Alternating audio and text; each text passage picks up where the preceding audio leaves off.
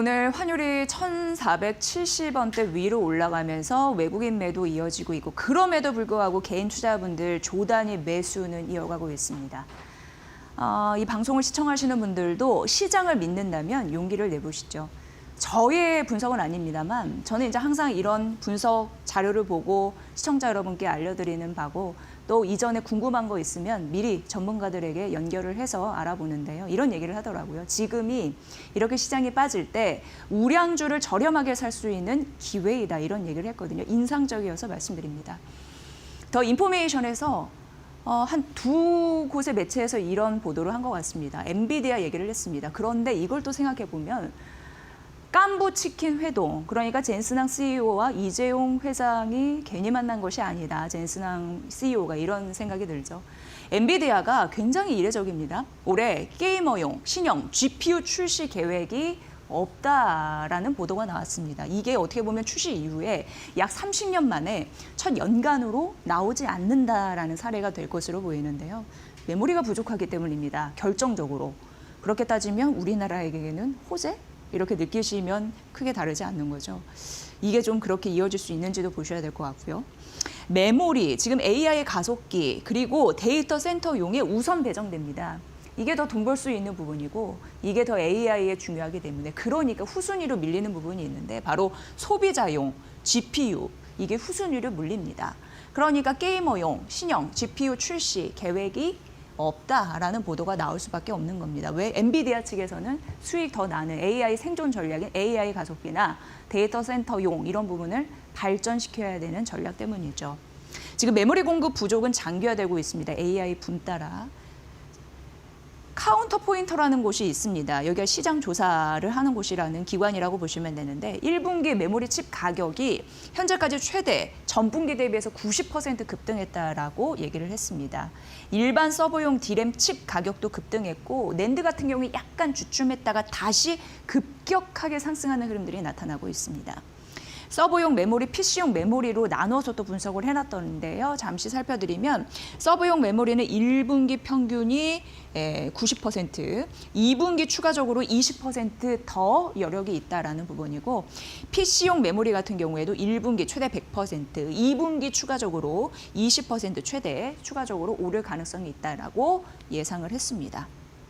그러면서 여기 써놓은 삼성전자, SK 하이닉스, 마이크론, 작년에 실적이 거의 대박이 났잖아요. 올해도 그럴 것으로 예상이 되는데 수익성에 대한 긍정적인 시도들이 지속적으로 나오고 있는 거고요.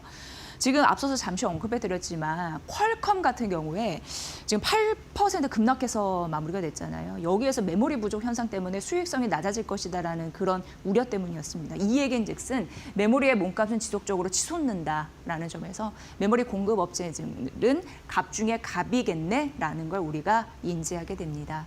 중요한 이슈 같아서 알려드렸고요.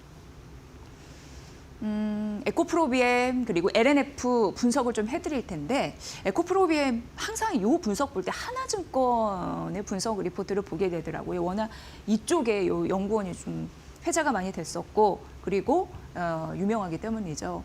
그런데 오늘 그 대부분이 에코프로비엠을 분석을 했거든요. 국내 증권사가. 그런데 하나증권에서는 이거를 장기적인 관점에서 봐야 된다라고 하면서 일부 보수적인 입장을 취했습니다. 그래서 좀 알려드리겠습니다. 일단 긍정적인 부분은 포착이 됩니다. 당연히 분기에 매출이 점진적으로 늘어나고 있고 앞으로도 그럴 가능성에 대해서 언급을 했던데 왜냐하면 유럽 완성차 배터리 재고 이런 부분이 조정이 마무리가 되고 메탈 가격이 오르기 때문에 분기 매출은 지속적으로 좋지 않을까에 대한 긍정론 이런 부분은 있고요. 또 출하량 회복도 괜찮을 것이다라는 가능성에 진입을 했습니다. 왜냐하면 2년 전, 그러니까 24년도 같은 경우에는 40% 급감했는데 작년에 5% 플러스 됐고 올해 같은 경우에는 10%로 회복 국면에 진입했기 그리고 할 것이기 때문입니다.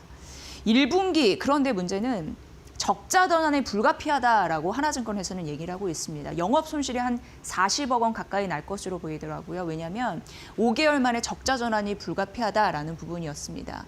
이걸 보시면 되는데 그럼에도 불구하고 주가 하락 압력은 제한적이다라고 생각하면서 작년 7월에 하나증권에서 투자 의견을 매수로 상향했다라고 얘기를 했거든요. 그런데 지금은 왜 약간 보수적으로 보냐면 현재 주가가 상승 시나리오를 많이 반영해서 올랐기 때문이다 이렇게 언급을 했습니다. 상당히 낙관적인 시나리오까지 반영한 주가의 흐름이기 때문에 조금 더 장기적인 관점에서 봐야 된다라고 얘기를 했습니다.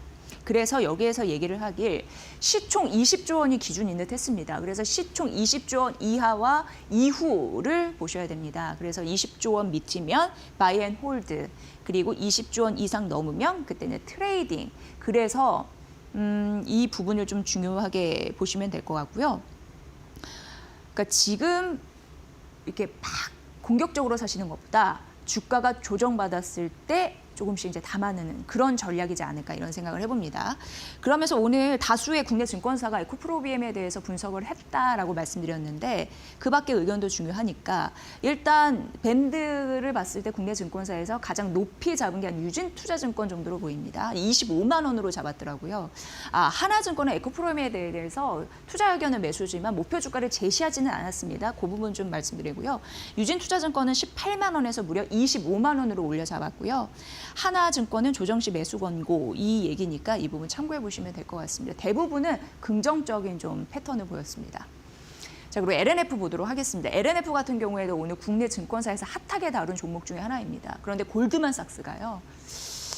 이게 좀 수익성은 개선됐는데 목표 주가를 85,000원으로 현재가 대비해서 훨씬 낮게 그러면서 뭐 중립은 유지한다 이런 의견을 피력을 했습니다. 그러면서 여기서 얘기하는 건 현재 주가가 ESS 강세라는 성장론을 상당 부분 미리 반영했기 때문에 이렇게 얘기를 했더라고요. 일단 4분기 영업이 괜찮았거든요. 수익성이 개선되는 흐름들이 LNF에서는 있었습니다. 왜냐하면 리튬 가격이 올랐기 때문에 재고 평가 관련해서 그런 부분이 779억 원이 좀 환입이 됐거든요. 그래서 이제 긍정적이었는데 그러나 골드만삭스에서는 LNF 수익성에 여전히 의문이 있다라고 얘기를 했습니다. 너무 종속되어 있다라고 언급을 한 거고요. 그런데 우리가 또 한편으로 생각해 보면 LNF는 작년에 양극재 대부분 출하량이 감소했는데 LNF는 안 그랬거든요. 오히려 34% 성장을 했습니다. 그리고 경영진이 밝히길 올해 출하량 같은 경우에 1년 단위로 봤을 때 20% 성장할 것이다라고 얘기를 했습니다. 그런 부분 좀 비교 분석이 필요하고요. 46 시리즈 같은 경우에도 4분기 양극재 출하 시작을 하는데 어떻게 보면은 국내 기업 중에서 가장 공격적으로 그런 부분 할 수 있는 게 또 LFP 양극재 이런 부분이기도 하지만 앞으로 보셔야 될 것 같고 휴머노이드 로봇 등 고밀도 배터리 굉장히 중요하잖아요. 앞으로 그런 부분에서 신산업 확장 가능성도 있기 때문에 눈여겨볼 점은 있다라는 부분은 좀 명시를 했습니다. LFP 양극재 관련해서 공격적인 그런 부분을 좀 말씀드렸는데 올해 하반기 3만 톤 규모의 공장 양산 계획도 좀 갖고 있어서 좀 보시고요. 지금 골드만삭스에서는 목표 주가 83,500원으로 중립을 유지했지만 우리 국내 증권사 같은 경우에는 DB증권이 21만 원으로 제시를 했습니다. 어떻게 보면 거의 상단이거든요. 많이 차이가 나잖아요. 비교 분석해 보시고 다만 이제 IBK 투자증권이 12만 원으로 목표 주가는 하향했더라고요. 이 부분도 함께 점검했으니까 참고해 보시면 될 것 같습니다. 네, 그리고 하나솔루션 보도록 하겠습니다. 어제 머니코드에서 이 머스크 CEO의 세계관이 확장이 됐다라고 하면서 우주 태양광에 대한 모멘텀을 말씀드렸습니다. 그러면서 그 증권사에서는 관련 섹터의 투자 의견을 중립으로 제시를 했었죠. 어제 거 찾아보시면 되고요. 일단 하나증권에서는 하나솔루션을 긍정적으로 봤습니다. 그러면서 목표 주가 올렸더라고요. 3만 원에서 4만 7천 원으로 중립해서 투자 의견도 바꿨습니다. 매수로 올려잡았고 굉장히 오래간만에 이거 어떻게 보면은 이렇게 올려잡은 거거든요. 보시면 될 것 같습니다. 이렇게 목표 주가를 올린 이유는 올해부터 내년 실적 추정치를 대폭 상향했기 때문입니다. 많이 올렸더라고요. 그러니까 2,600억 원에서 6,100 57억 원으로 올렸으니까 136% 상향 조정한 거거든요. 그러니까 목표 주가도 이렇게 뛸 수밖에 없었다라는 얘기이고요. 상반기, 하반기 좀 나눠서 볼 필요성은 있는데 상반기 같은 경우에는 미국 규제 있고 인도네시아, 라오스, 인도 이런 부분에 이제 관세 매기는 부분이 있고 그래서 시장 수급이 좀 타이트해진다라는 부분. 하반기 같은 경우에는 조지아주에 있잖아요. 카터스빌 셀 공장이 이제 재가동합니다. 그러면서 중요한 부분이 모듈 생산이 가능해진다라는 점이 굉장히 중요합니다. 미국 기준으로. 미국 기준 굉장히 까다롭습니다. 왜냐하면 중국 원재료 쓰지 말라고 이렇게도 요구하거든요. 근데 그거를 충족시킬 수 있는 기업이 몇 개 안 되는데 대표적으로 하나솔루션이 들어가는 거죠. 그렇기 때문에 모듈 생산이 더 늘어날 수 있다는 가능성이 있습니다.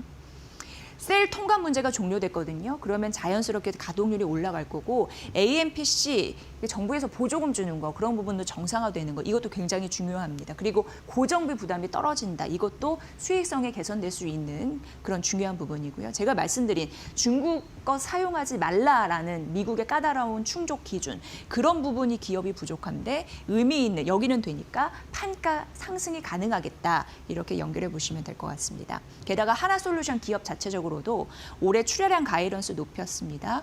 AMPC 보조금 가이던스도 높였습니다. 이런 기준 데이터가 있습니다. 또한 어제 말씀드린 우주 사업에 대한 기대감 여기가 반영할 것으로 예상하더라고요. 하나증권에서는. 이게 빠르면 2028년 그리고 2030년까지 바라보는데 상용화 계획을 갖고 있잖아요. 페로브스카이트 템던셀 어렵지만 그냥 신소재라고 보시면 됩니다. 그걸 쭉 쌓아서 최대 효율 30%까지 더 발전시킨 그런 신기술이라고 보시면 되는데 그 기술에 대한 기대감을 하나솔루션이 갖고 있다는 점. 그래서 오래간만에 하나증권에서 매수로 다시 올렸고 47,000원으로 올려 잡았다라는 점에서 긍정적인 매수의 힘이 앞으로 붙을 가능성이 있을지 여러분도 관심 있게 한번 지켜보시죠. 오늘 하나솔루션까지 말씀드렸습니다.